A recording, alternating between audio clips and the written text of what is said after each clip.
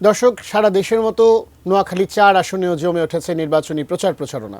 BNP আর জামায়াতের সাথে সাথে অন্যান্য দলের প্রার্থীরাও জনসংযোগে ব্যস্ত সময় পার করছেন। এ বিষয়ে বিস্তারিত জানাতে যুক্ত হচ্ছেন প্রতিনিধি ফয়জুল ইসলাম জাহান।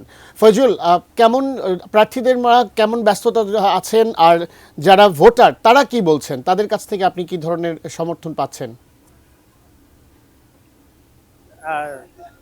নোয়াখালী সদর আসন, এটা জেলার হেডকোয়ার্টার।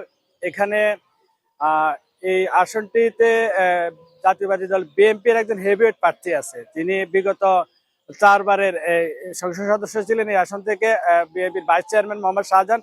পাশাপাশি এখানে 11 দলীয় জোটের যে জামাতের জেলার আমির ইসাক খন্দকার। এখানে আমি সাধারণ ভোটারদের সাথে যে আভাসটা পেয়েছি কথা বলে, এখানে মূলত প্রতিদ্বন্দ্বিতা হবে বিএনপি এবং জামাত জোটের প্রার্থীর মধ্যে। পাশাপাশি এখানে গণ অধিকার পরিষদ থেকে একজন তরুণ প্রার্থী আছে, গণ অধিকার পরিষদের উচ্চতর পরিষদের সদস্য আব্দুল জাহির। তো এই নোয়াখালীর মধ্যে সবচাইতে বেশি পরিমাণে ভোটার হচ্ছে নোয়াখালী ৪ সদর আসনে। এখানে 7 লক্ষাধিকেরও অধিক ভোটার, কেন্দ্র প্রায় 2 শতাধিকের কাছাকাছি।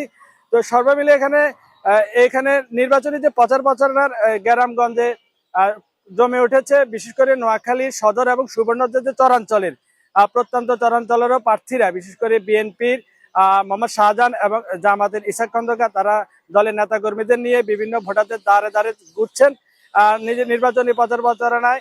এখানে দুপুর 2টার পর থেকেই মাইকিং হচ্ছে বিভিন্ন প্রার্থীদের পক্ষে।